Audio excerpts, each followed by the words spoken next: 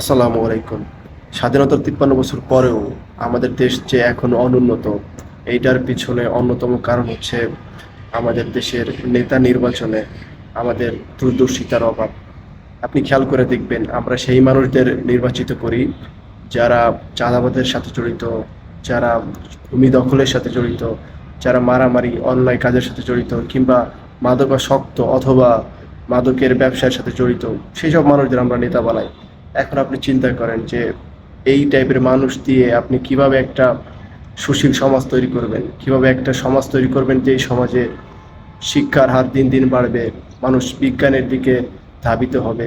আমরা এমনদেরকে নেতা বানাই যারা নিজেদের ফেসবুক অ্যাকাউন্টটাও খুলতে পারে না।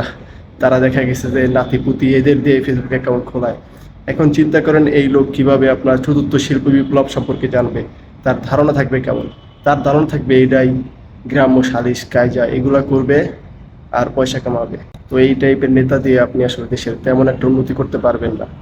এই জন্যই দেখবেন স্বাধীনতা 53 বছর পরে আমরা কোথায়, আর এই প্রায় একই সময়ে মালয়েশিয়া স্বাধীন হয়েছে। মালয়েশিয়া আজ কোথায়, কিংবা সিঙ্গাপুর, এরা আজকে কোথায়, আর আমরা কোথায়?